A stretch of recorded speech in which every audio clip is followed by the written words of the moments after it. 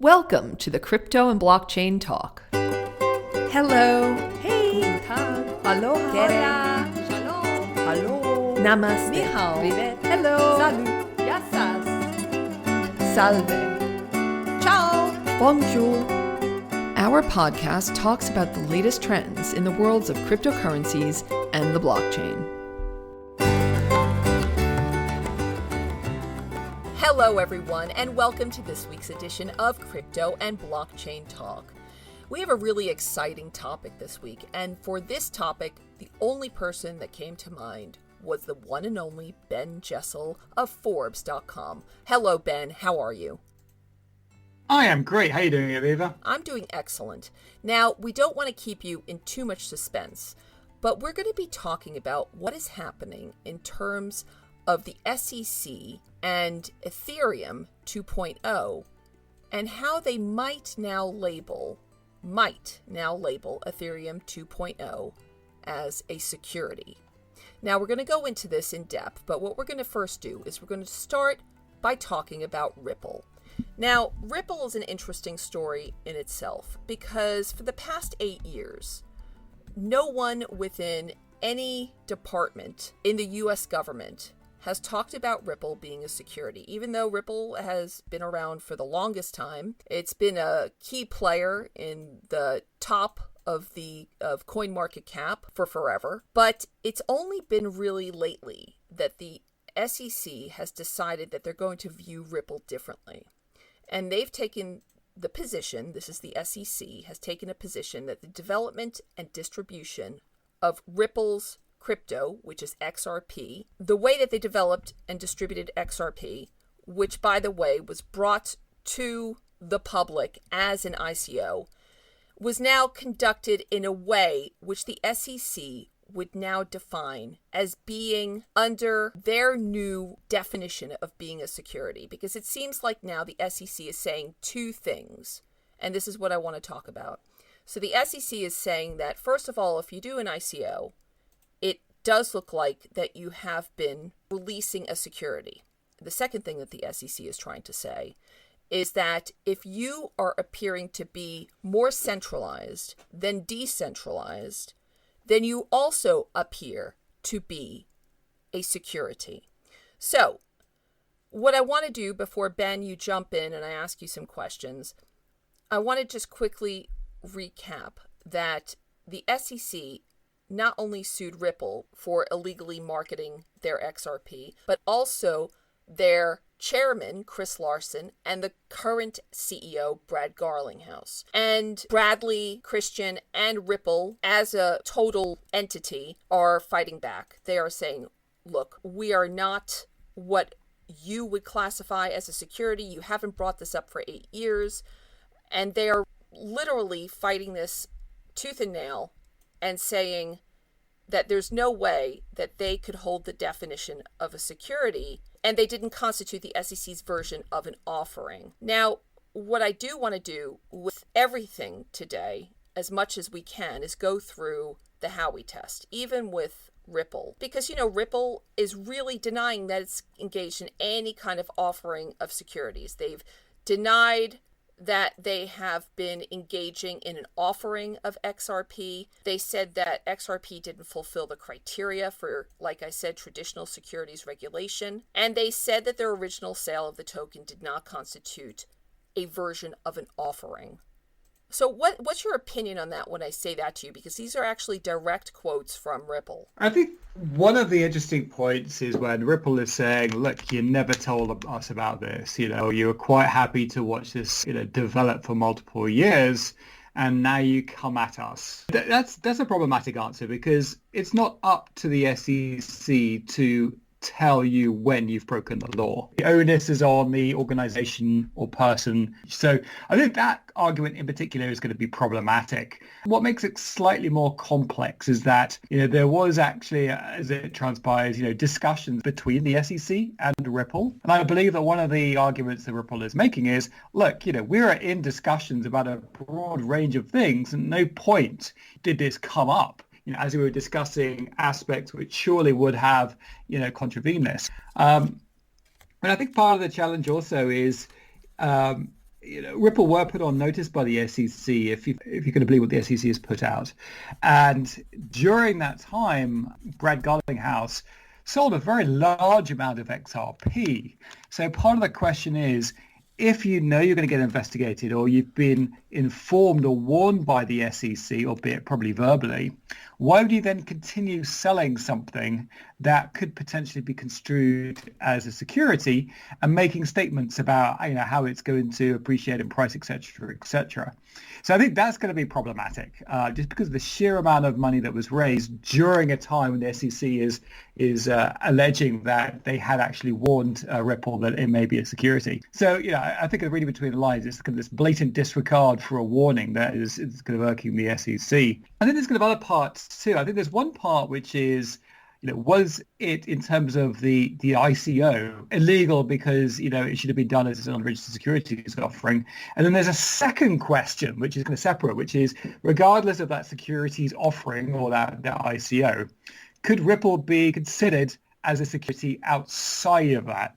And my understanding is it's predominantly that kind of that ICO or sort of that direct issuance, which is primarily of the concern, as opposed to necessarily whether it is a security itself outside of the fact that they did this kind of public offering. And there's another interesting point or question, which is, the argument that kind of Ripple is a currency, because it's used for transactions, would be, potentially worth considering had it not been for the fact that they appear to have gone away from XRP as the mechanism of transfer. If you look at ODL and some of their more, commercially oriented products, it doesn't appear to use XRP, right? So, I think of what's happened is that over time, originally they went out with this, concept of this is, currency that anyone can use, and, they can register these gateways and XRP will flow through them. And then over time, as they've been kind of slapped on the wrists, as they were, for example, for, issuing without KYC earlier on in the days of Ripple, they've kind of moved away towards this kind of more commercially oriented model. And then as part of that, they've had to kind of drop XRP, but they've still got a whole bank of it. So they've also been selling it for their treasury purposes and liquidity purposes. So I think that's kind of part of the challenge there. Is it's unclear what XRP's role is for Ripple these days, as they've kind of appeared to change strategy. Yeah, and that's very true, and I'll be honest, when I talk to people about XRP, a lot of people are confused about how XRP is being used, and if it's more for retail investors, if it's for institutional investors, because, the other thing about Ripple is they've been very active in creating contracts, some of them which no longer exist, some of them which at one time did exist, but then they were never enacted or acted upon. Because they've been very active on trying to create partnerships with some pretty big banks and financial entities where XRP would actually be the vehicle for transactions and for payments. Most people who are investing in it are expecting to make a profit. They're expecting, like any other cryptocurrency, to invest in it so that it goes up like Bitcoin, and they make money on just even investing it as a cryptocurrency. When you obviously launch during an ICO, there are promises which are sometimes made or alluded to about how once you buy a cryptocurrency, it will increase in price. And that's obviously why a lot of people are really getting into the crypto game right now. They obviously see this as an on-ramp to increasing your investment, and very quickly in many cases, obviously depending on what the state of the market is. Now, if we just talk about for a minute the Howey Test. Okay, so the Howey Test is a test applied by the SEC for determining whether or not something is a security, pretty much. And there are 3 legs to the Howey Test. And number 1 is that there has to be an investment of money from the people who are classified as investors in a common enterprise. That's number 2. And number 3, there has to be an expectation of profits predominantly from the efforts of others. So, which, to be quite frank with you, except for Bitcoin, you could argue that every single cryptocurrency is going to be a security based on this test, an investment of money in a common enterprise with an expectation of profits, correct? So I don't know anyone who invests in a cryptocurrency without an expectation of profits. So would you agree with me that in the first instance, just based on those parameters alone, Ripple would be a security, would it not? It appears to check those boxes from a purely objective view. Absolutely. Counter argument is in which case how can you actually have money? How can you actually have cryptocurrency used for money without that occurring? I mean, one way is to wait until the emission schedule of a coin means that there are some just available to buy, because it's not through a centralized organization. You're just waiting for the decentralized network to generate coins. The problem with that is, how do you get network adoption while you're waiting for that? I think that is the ultimate catch-22 that we find ourselves in with these networks. The SEC, as we said, says that Bitcoin and pre-Ethereum 2.0 are not securities because of their decentralized nature, which is this other point I wanted to talk about. So I'm going away now from this argument of how the token itself is presented and if there was an ICO or an initial coin offering present. Now talking about a decentralized or centralized nature. What the SEC is saying is, first of all, Ripple minted the entire supply of XRP when it was first launched. And Ripple currently has 60 billion of the 100 billion XRP tokens out there in existence.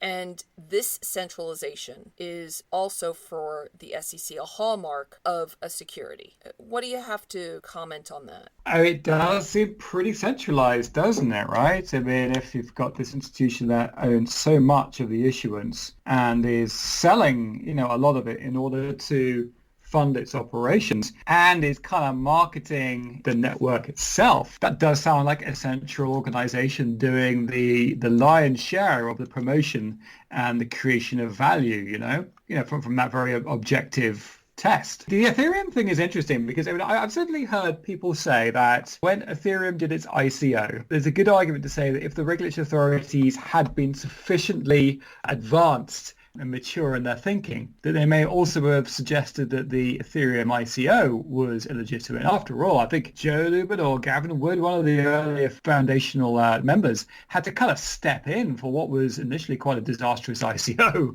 Again, that's a very centralized, indication, right? So, I mean, you could argue that Ethereum kind of got away with it because you can't put the genie back in the bottle now. Potentially, Ripple might have thought in the similar kind of way they've been grandfathered in, but as it appears, that may not have been the case. Maybe because there isn't such an obvious benefactor or beneficiary of the funds that there was in the case of Brad Garlinghouse, who pocketed so much money. And we could argue that Gavin, Joe, and Vitalik all walked away with quite tidy sums themselves. But maybe Ripple is just such a particularly egregious example of that. The other thing, bear in mind, a little while ago, there was even talk of Ripple floating on the stock exchange. Do you remember that? Yeah. I wonder if they were playing with fire a little bit, because maybe they had been warned by the SEC and they were just deciding to advance along and going through an IPO. At that point, it was a bit like a Mexican standoff at that point. Yeah, absolutely. Ethereum did not do it. One of the reasons that Ethereum didn't do that is Ethereum isn't a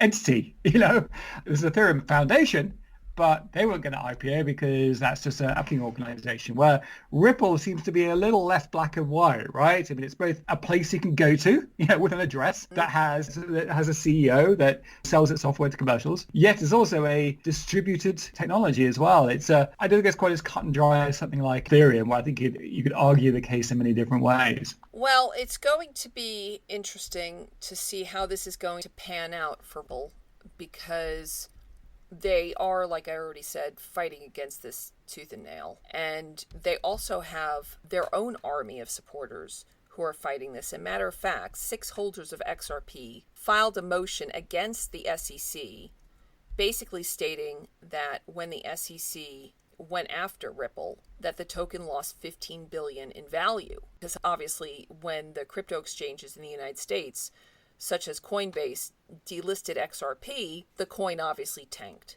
even though it's been picking up lately, they're unhappy for obvious reasons. They've collectively lost significant amounts of money. I mean, 15 billion in lost value for what Ripple is saying is a political move, a political statement, because again, for 8 years, they've been allowed to operate and even been alluded to by other departments within the US government as a utility coin. I think that this is going to be very hard, though, for them to fight in court just looking at the way that the SEC is going to apply the Howey Test. And the other thing is that Ripple doesn't really seemingly appear to give a monkeys about it, because they're right now even looking to expand into the Asia Pacific, basically pushing ahead with their Asian expansion of Ripple or RippleNet, despite all of this stuff that's going on. And that's not the move of a company that's frightened. And also don't forget that in their first responses to the SEC when this lawsuit came out, Ripple basically said, push us hard enough, we're just going to move out from the United States and just move overseas. So where do you see this headed? And of course, we're not lawyers, and I think I should also say at this point, nothing that Ben and I are going to say on Crypto and Blockchain Talk will ever be, nor could ever be, construed as financial advice. You need to do your own due diligence, do your own homework, make your own decisions regarding your own financial matters. If you don't understand what's happening, please go and find yourself a registered financial advisor. But even in saying all that, in the loose treatment that we're giving to the Howey Test and applying it to Ripple, it's not really looking positive. Or am I just missing something? It's not looking good. There was an interesting comment that the judge made, I think it was picked up on last week, where there was, a question the judge could have raised. He said, isn't this, my understanding is this is going to treat it like a utility coin. And I think that's got a few people quite excited that they could actually have a judgment that is favorable to themselves. I think that's probably a little bit premature, but no, I don't think it's looking good. I have a funny feeling that Ripple kind of thought that they were going to slip through the cracks in the same way as that Ethereum potentially had done, insofar as being grandfathered in, and potentially, the SEC did indeed prevaricate for a period of time, not knowing whether they want to go after this. And weighing up the options insofar as, do they cause kind of some problems with the overall stability? I mean, if you think about what the SEC has to do, they have a number of things to get right, and they have to protect individuals. They also have to ensure that, there is orderly markets, and that there is also the ability for movement of capital and formulation of capital. And that's a difficult balance. So, but once they've, that hammer comes down, then absolutely it has to follow black and white, the regulation. So I think that's two things. It's the decision whether to act. And then, once that decision's been made, then you're going through that process there. And where we are now, it does not look that good for Ripple. So it looks like the SEC is going to make their claim that it's a company and it's centralized. Therefore, it makes it more like a stock than a decentralized cryptocurrency. I mean, do you see where I'm getting with this? And this is why, It certainly makes it easier to prove that common enterprise prong of the Howey Test. I mean, one thing that I find quite interesting was there was a comment to say, hey, when I go into my supermarket and they have iTunes vouchers there or any kind of gift card, ultimately that's tokenized. It's a tokenized, essentially it's a token, right? You're getting a gift card that has a number on it that can be redeemed for $20 worth of iTunes, services, for example. Now, you don't have to go and hire a broker dealer and use your broker dealer in order to do that, because that would be, that would be ridiculous, right? It's treated as a form of currency in that kind of way, right? Now, I mean, the response to that is, okay, but that wasn't for the expectation of profit. So, that's more of a kind of a stable coins construct, right? I mean, that $20 is always going to be $20 worth. You're not buying it because you think one day an iTunes voucher will be doubling in price. Nor are you really using it as currency, right? It's kind of effectively you're swapping kind of one store of value for another. So I have heard things like that said. And certainly we have some obstacles to getting to a point that we can have currencies that are decentralized.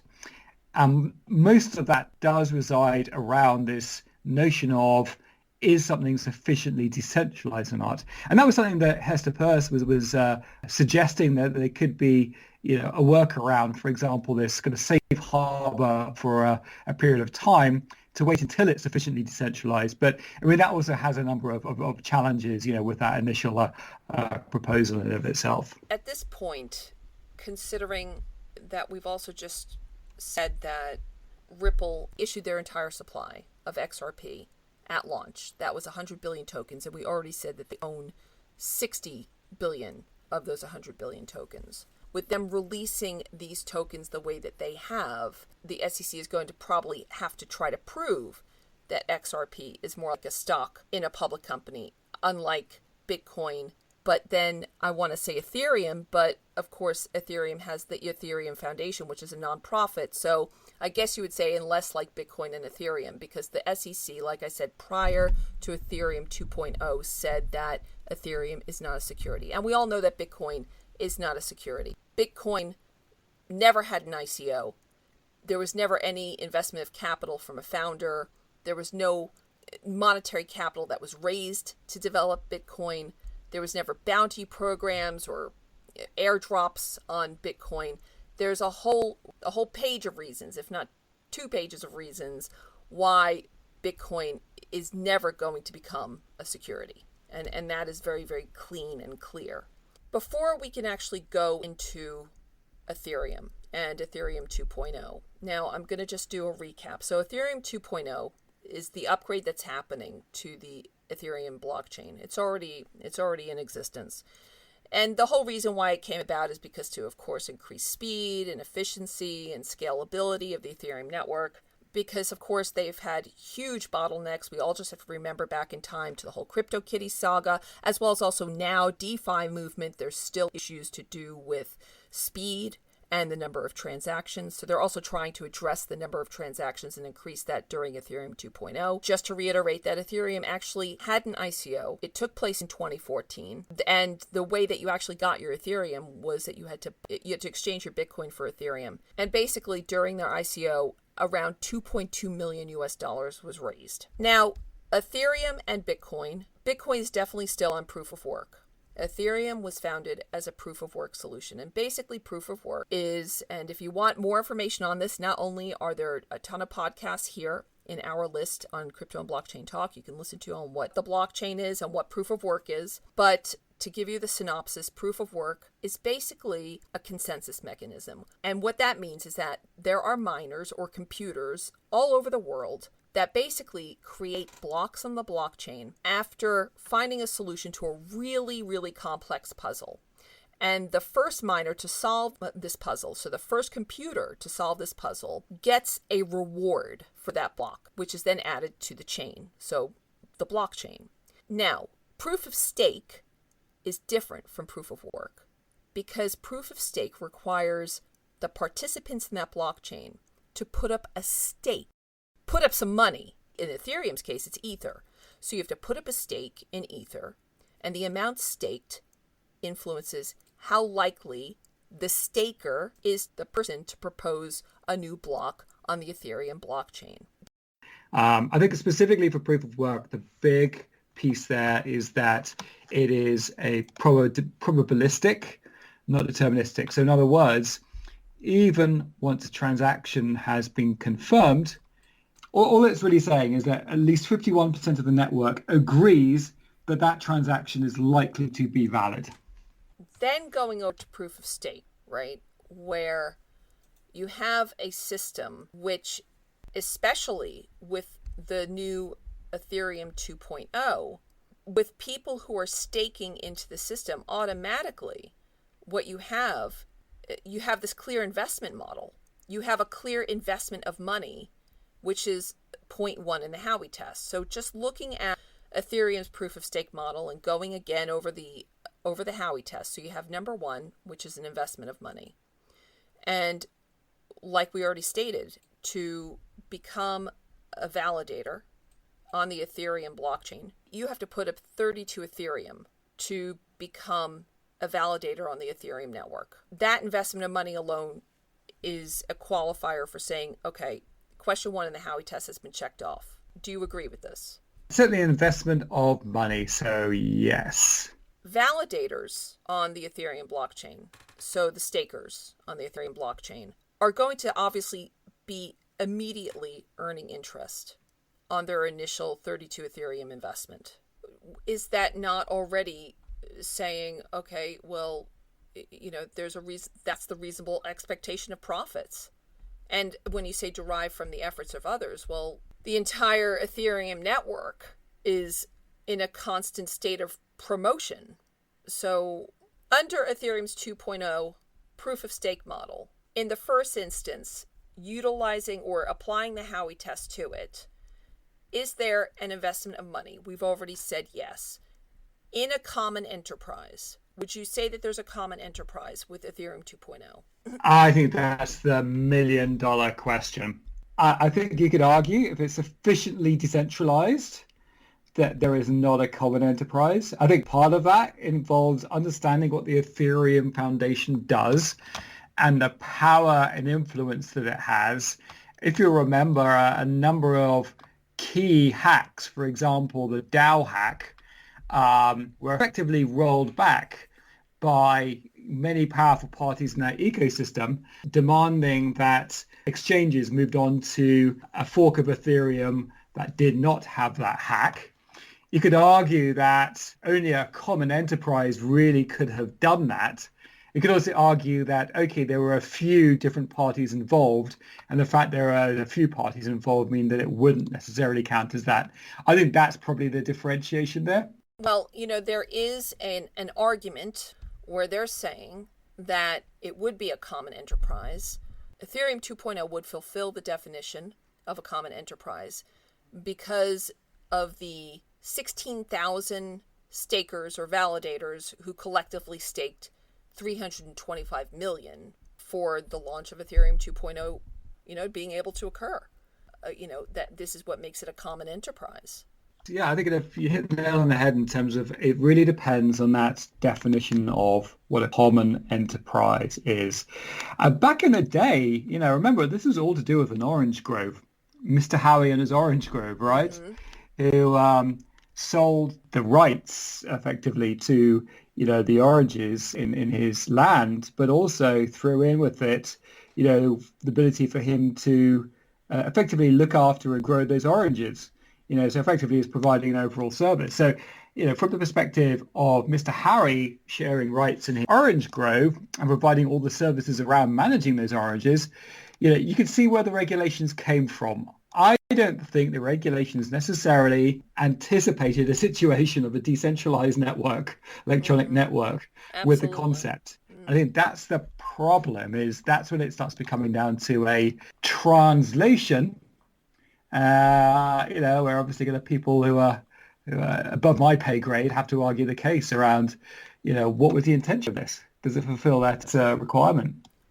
But when I look at the Howey test and how there is a clear investment of money, if this argument was to be accepted in terms of the 16,000 stakers or validators staking their 325 million in order for Ethereum 2.0 to actually exist, if that was argued by the SEC successfully, that's a common enterprise, that means number 2 is fulfilled.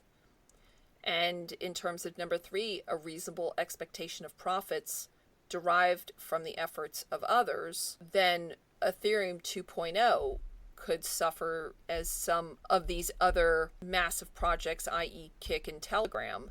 The weight of the decision like that would be really far-reaching, considering that Ethereum, it's the backbone of many, many other applications, such as DeFi and NFTs, and is open source, so it's used by many other cryptocurrencies who have issued their tokens, their ERC-20s on it. So it'd have really far-reaching implications, I think. I mean, would you agree on that? And also bear in mind that there are a number of other networks that use proof of stake. So absolutely, I think it would not only be a challenge for Ethereum, but also for many of these other protocols.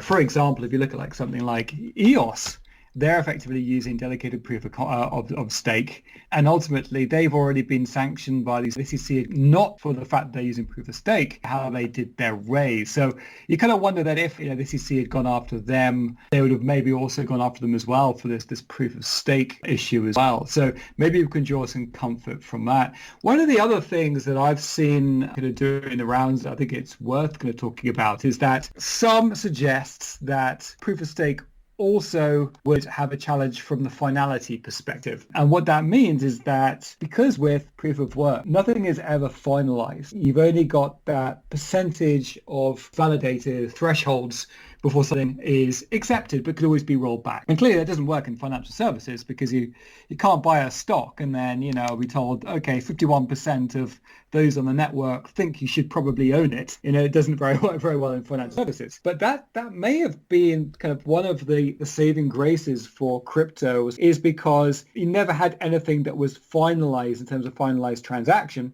So you could never point at someone and say, hey, you effectively validated something, that was finalized. Because people always turn around and say, nothing's ever finalized. It could always be, undone, although very unlikely that is the case that it would be, but theoretically. So then the question becomes, you're right, is it not just, are you effectively on a network where you are investing money and that investment makes it more likely that you're going to get selected to validate a transaction, therefore get paid, but also that transaction is actually going to be finalized, which is different in the eyes of the law than something that is more probabilistic. Because proof of work and proof of stake have been around for forever, cryptocurrency has been now talked about by the different financial regulators within the US government. They've been tracking what's been going on for a very long time within the crypto space. Like we already said, one of Ripple's arguments is, look, they've been operating like this for 8, going on 9 years.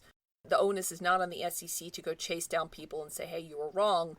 But on the other hand, these are the biggest players, some of the biggest players, if not the biggest players in the crypto market in the entire world. At the same time as they have been saying that Ripple was a utility and now, they're changing their mind and it could be a security. William Hinman, the director of the SEC's Division of Corporate Finance, in 2018, he said that Ether was initially offered through a securities offering, but he felt that it was no longer a security because they had transitioned out of that security state through sufficient decentralization. So they start off as a security, and because they were becoming more decentralized and nobody stepped in, that it then transitioned over to a utility.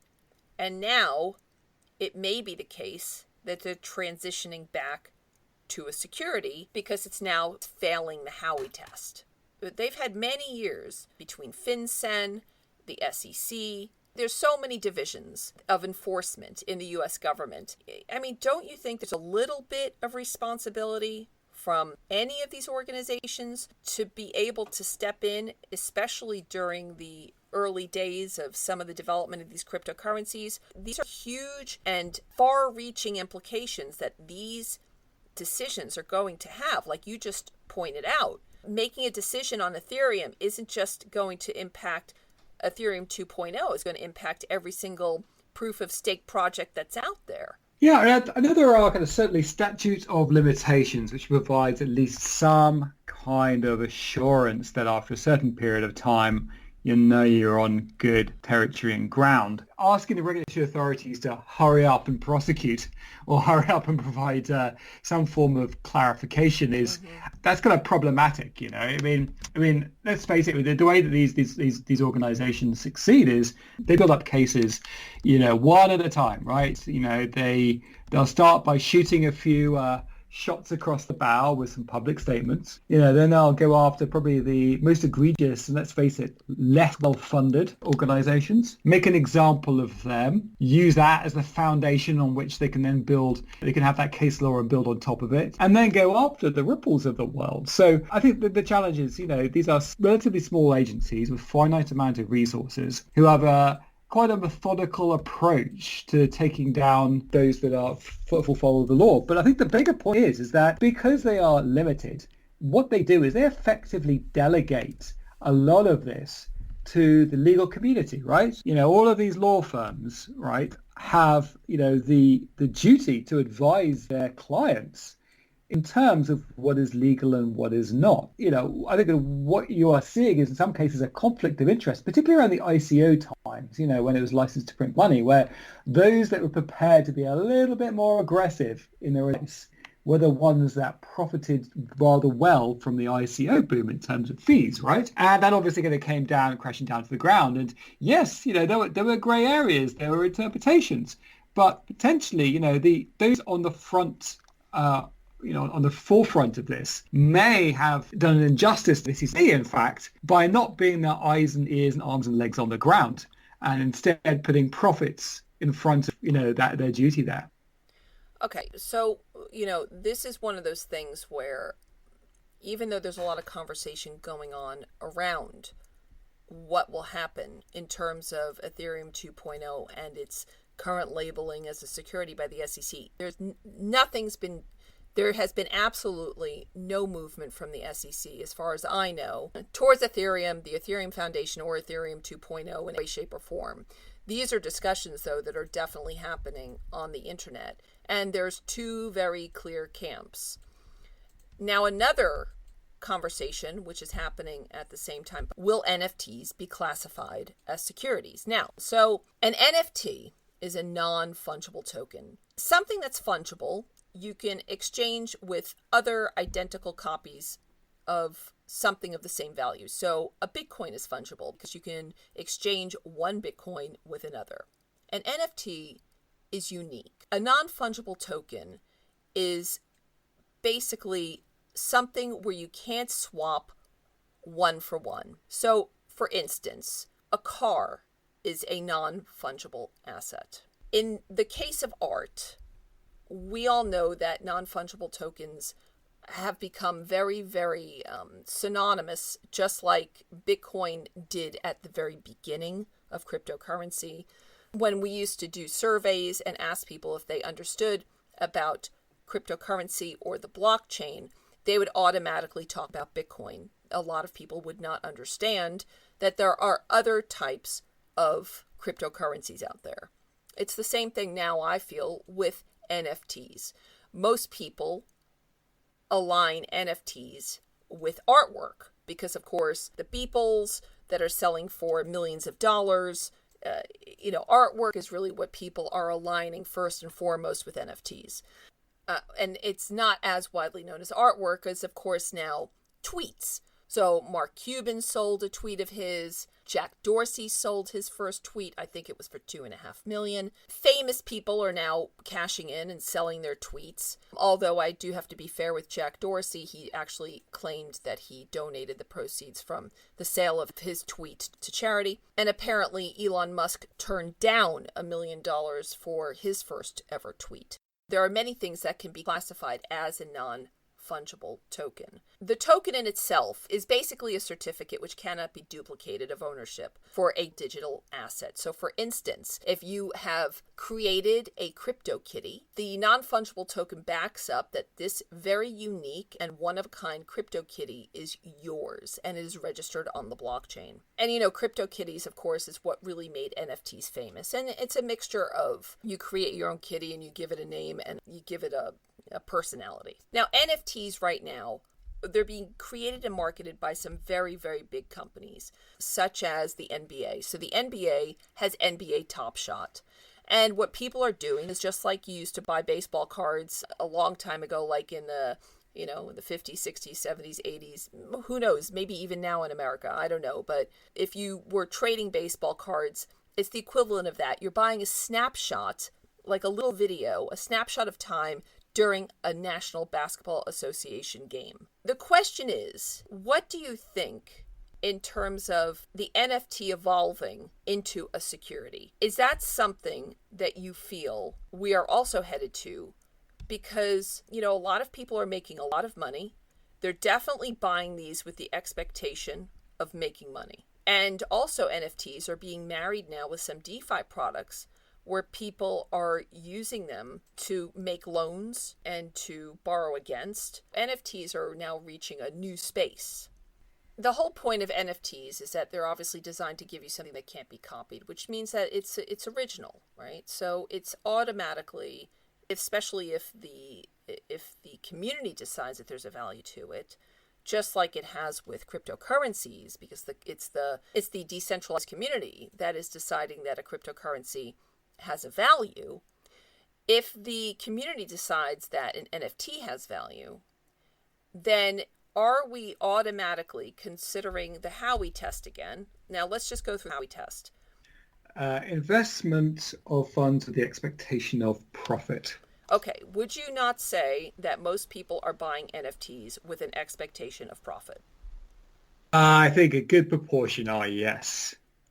Now, back in 1986, when I had my first Mexico 86 football sticker album and collectibles, I was getting those cards, and you get a little stick of chewing gum in them as well. It was great.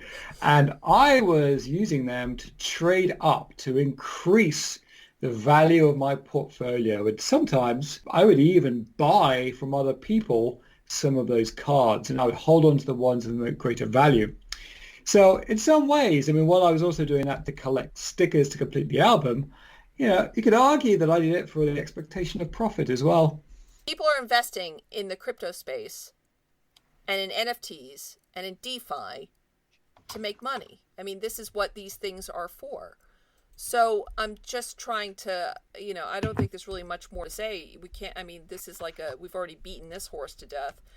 I think it's pretty, I don't know. You might want to own a piece of history, Jack or Elon's first tweets, and say that you own it. Might stick it on the wall. You might want to do that. Or maybe the person who bought Beeple just wanted to buy a seminal piece of art at a time that captured the zeitgeist.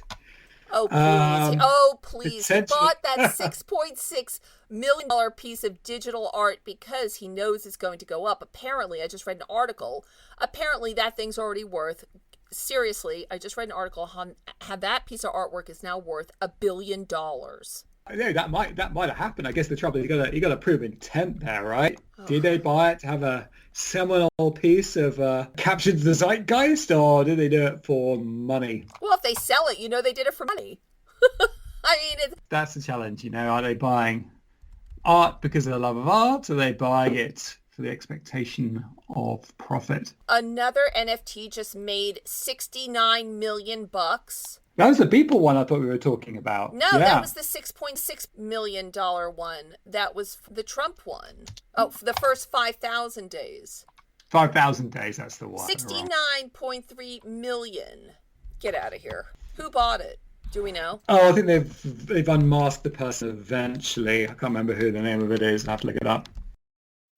The Howey Test could just as easily be applied to NFTs as it would to any other, if it is offered or processed as an investment contract.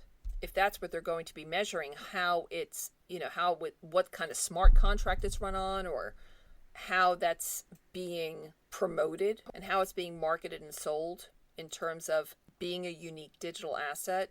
These are the complicated questions I think that they need to really clarify. The SEC has to clarify, because it's these particular questions. So what features of an NFT could make it a security? I think the biggest dependency is whether there is kind of an intermediary or party in the middle that's kind of providing services around it, or things of that kind of nature.